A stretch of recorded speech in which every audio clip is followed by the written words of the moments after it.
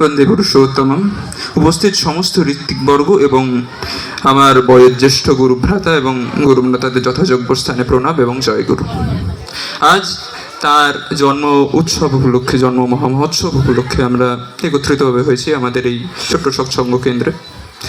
আমরা সামগ্রিকভাবে সৎসঙ্গ বলতে আমি যেটুকু দেখেছি আমার সাধারণ ছোট্ট জীবন চরিত্রে দেখতে পাচ্ছি যে সৎ বলতে আমরা যেটা বোঝাই যে অস্থি বৃদ্ধিজ সাধনা। তার সত্যানুসরণে তিনি যা বলেছেন যে সতের ডেফিনেশনে অস্থি বৃদ্ধি এই দুটো ফ্যাক্টরকে একসঙ্গে নিই। আর সঙ্গ মানে তার অস্থি বৃদ্ধিজ চর্চা, অস্থি বৃদ্ধিজ সামগ্রিককে নিয়ে কেন্দ্রীভূত হওয়া এবং তার পথে চলা। তিনি এসেছেন তার সমস্ত জীবনে, তার 81 বছরের মহাজীবন বললেও অত্যুক্তি হয় না। তিনি চেয়েছেন যে তার সঙ্গে যে মানুষগুলো, যে সাধারণ মানুষরা একসঙ্গে এসেছে, তার কাছে এসেছে, তার প্রত্যেকের মঙ্গল, তাদের প্রত্যেকের অস্তিত্বকে রক্ষা করা এবং তাদের প্রত্যেকের বৈশিষ্ট্যানুসারে তাকে ফ্লারিশ করে তোলা, তাকে বৈশিষ্ট্যানুসারে তার বিস্তৃতি সমগ্রটাকেই তিনি চেয়েছেন তার সারা জীবন ধরে বিভিন্নভাবে।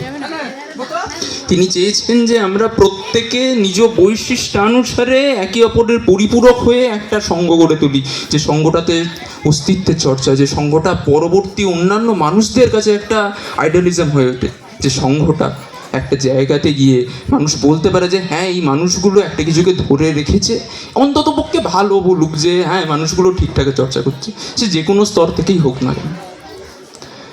আমাদের সাধারণ মানুষ, আমরা সাধারণ জীবন চর্চার মধ্যে তিনি চেয়েছেন যে একটা কিছুকে ধরে রাখতে, একটা কিছু দিয়ে আমাদেরকে ধরে রাখতে। কী থেকে ধরে রাখতে?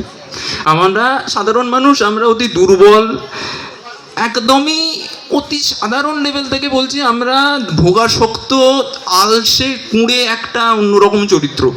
সাধারণ বোধটুকু আমাদের মধ্যে তিনি পড়ার চেষ্টা করেছেন যে এই সাধারণ বোধটুকু থাকলে আমরা একটা জায়গায় যেতে পারবো, একটা জায়গায় নিজেকে উন্নত করে তুলতে পারবো। অতি সাধারণভাবে আমাদের মধ্যে কুঁড়েমি ঢুকে আছে। তিনি প্রথমেই বলছেন যে সত্যানুসরণের নিচে হাতে লিখছেন যে সর্বপ্রথম আমাদের দুর্বলতার বিরুদ্ধে যুদ্ধ করতে হবে, সাহসী হতে হবে, বীর হতে হবে। আমাদের দুর্বলতাগুলোকেই আমরা চিনতে পারছি না, সেখানে আমরা যুদ্ধ কি করব? এই দুর্বলতাগুলোই বিভিন্ন রিপু রূপে আমাদের উপরে আক্রমণ করছেন, বিভিন্ন রিপুরূপে। এই সাধারণ ব্যাপারেও আমরা অতি অদ্ভুতভাবে সূক্ষ্ম কুঁড়েমি দেখাই। কোনো নিয়ম মানতে গেলে আমাদের মধ্যে সাধারণ একটা লেথার্জি থাকে, এই নিয়মটা মানবো না, এইটাও একটা কুঁড়েমি।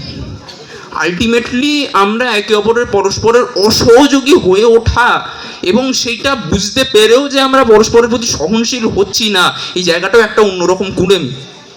ঠাকুর তিনি ডিফাইন করছেন যে মানুষের 4টে প্যারামিটারকে তিনি ঠিক করে দিয়েছেন, যে এই 4টে প্যারামিটার দেখে তুমি বুঝবে যে মানুষটার আলটিমেট কীরকম। তার অভ্যাস, ব্যবহার, ঝোঁক আর রোগ। অভ্যাস বলতে সে কীরকমভাবে, একদম অতি সাধারণভাবে তাকে যদি কোনো রকম সিচুয়েশনের সামনে ফেলে দেয়, সে কীরকমভাবে ব্যবহার করছে আলটিমেট, সেটাই তার অভ্যাস, সেটাই তার আলটিমেট অভ্যাসের বহিঃপ্রকাশ এবং সেটাই তার ব্যবহার হিসাবে আমরা ধরতে পারি। আর্জেন্ট সিচুয়েশান বা খুব এক্সট্রিম লেভেলের সিচুয়েশান ছাড়া তার মধ্যে যে নর্মালি যেগুলো যে কোনো বাস্তবিক পরিস্থিতিতে, বাস্তবিক সংঘাতে সে কীরকমভাবে রিয়াক্ট করে উঠছে, সেটাই তার অভ্যাসের একটা বহিঃপ্রকাশ, তার একটা ব্যবহারের একটা বহিঃপ্রকাশ। তার ঝোঁক এবং রোগ কোন দিকটা, কোনটাকে রাখতে হবে, কোন দিকে সে বেশি অ্যাট্রাক্টেড হচ্ছে, তার বৈশিষ্ট্যের একটা অন্যরকম প্যারামিটার, সেটাই তার প্রকাশ। আলটিমেটলি এই 4টে দিয়েই আমাদের সামগ্রিক সৎসঙ্গ জগতের মানুষগুলোকে চিনতে হবে। আমরা দীক্ষিত বললে সামগ্রিকভাবে দাবি করছি নিজেদের তার সুরত শব্দ যুগে তার যে পবিত্র দীক্ষা বীজ আমাদের ভিতরে রোপিত হয়েছে, যেটা ধরে আলটিমেট আমরা তার সঙ্গে কানেক্টেড হওয়ার চেষ্টা করতে পারি, সেই নাম ধ্যান, সেই দিকে আমরা কিন্তু খুব সত্যি কথা এবং খুব খারাপ কথা যে আমরা খুব একটা কিন্তু অ্যাট্রাক্টেড নই। নাম করতে বসলে প্রথমেই 5-10 মিনিটের বেশি হবে না। প্রথমে একদম যদি প্রাইমারি লেভেল থেকেই শুরু করা যায় তাহলে কিন্তু 5-10 মিনিটের মধ্যে বেশি কিন্তু করা যাবে না। আপনার মন আপনাকে বিভিন্নভাবে বিভিন্ন অ্যাসপেক্ট ডিস্ট্র্যাক্ট করতে থাকবেন এবং আপনি অবাক হয়ে দেখবেন যে আমার মনের ভিতরে এত কলুষতা, এত কদর্যটা কোত্থেকে বেরিয়ে আসে। এই নর্মাল অ্যাসপেক্ট আপনার ঠাকুরের সঙ্গে সংযোগের একটা অন্যতম জায়গা হচ্ছে নাম ধ্যান। আমরা সেটা কতটা করি আমরা বহিরঙ্গে তাকে প্রত্যহ সকালবেলা তার জিনিস তিনি নিজে হাতে তুলে নিচ্ছেন আমাদের কাছ থেকে ইষ্টবৃত্তি রূপে। আমরা সেইটাকেই ভালো করে করছি না। ইষ্টবৃত্তি প্রথমে আমরা বলে উঠি আমি অক্রোধী, আমি অনামী, আমি নিরলস, কামলোভজিৎ বসি, আমি ইষ্টপ্রাণ সেবাপটু। এই প্রত্যেকটা অ্যাসপেক্টকে আমরা ভোরবেলা সকালে উঠে মনে করার কথা এবং প্রত্যেক দিন আমাদের অ্যাকিমুলেট করার কথা, ক্যালকুলেট করার কথা যে রিয়েলি আমি যে সকালে বলে উঠছি এইসব কথাগুলো আমরা কতটা নিজ জীবন দর্শনে এই কথাগুলোর কতটা খামতি করলাম বা কতটা পরিপূরণ করতে পারলাম। উল্টে আমরা কি করছি, ঘুম থেকে উঠে ওই চোখ বুঝে কোনো মতে মন্ত্রটা বললাম কি বললাম না তার কোনো ঠিক নেই, সেরকমভাবে ইষ্টবৃত্তি হয়ে যাচ্ছে। That's bad. ইষ্টবৃত্তি মানে তার সঙ্গে তাকে প্রত্যক্ষ দেওয়ার মাধ্যমে কানেকশন। এটাকে আবার এরকমভাবে ভেবে নেওয়া যায় যে আমি দিচ্ছি মানে আমি কিছু পাবো না। আমার নিজস্ব শত পবিত্র শত অনুষ্ঠিত ভালোবাসা দিয়ে আমি তাকে দিচ্ছি, তার জিনিস তিনি নিজে হাতে তুলে নিচ্ছেন, এটা বরং অনেক ভালো অ্যাসপেক্ট ভাবা। কারণ তাকে আমরা জগদীশ্বর, তাকে আমরা অবতার পুরুষ, তাকে আমরা প্রেরিত পুরুষ বলে আমরা প্রচার করছি, বলছি, অথচ নিজের জীবনে অসাড়ে অনুভূত করতে পারছি না জিনিসটাকে। That's bad. তার মানে আমরা যেটা বলছি সেটার সঙ্গে আমরা যেটা করে যাচ্ছি জীবনে অভ্যাস, সেই অভ্যাস ব্যবহারের অভিব্যক্তিটা কিন্তু খুব খারাপ একটা লেভেলেই আছে। নাম ধ্যানটা আমি আবার বলছি, তার সঙ্গে আমার ব্যক্তি সত্তার কানেকশনের একটা জায়গা, তার সঙ্গে আমার ব্যক্তি সত্তাকে একসঙ্গে রেজোনেট করা, একই সঙ্গে করে ওঠা। এইখান থেকেই আমাদের প্রকৃতপক্ষে আমরা নিজেরা বুঝতে পারবো যে কী করলে আমরা প্রকৃতভাবে থাকবো, কী করলে আমরা প্রকৃতভাবে বর্ধনশীল হবো। আমাদের নিজ বৈশিষ্ট্যগুলোর সূক্ষ্মতা এবং প্রকৃত উপযোগিতাগুলো আমাদের কাছে ক্লিয়ার আপ হয়ে উঠবে।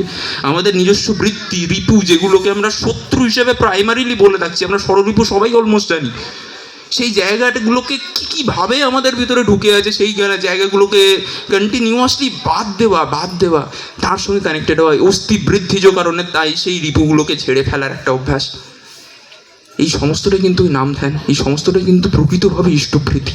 এই সমস্তটারই অভ্যাস আমাদের করিয়ে আসা হচ্ছে। নিরামিষ খাওয়া, এবং নিরামিষ খাওয়াটা একটা অর্থেই যে আমিষ খেলে সামগ্রিকভাবে স্নায়ু বিক্ষেপ উৎপন্ন হয়, তিনি নিজে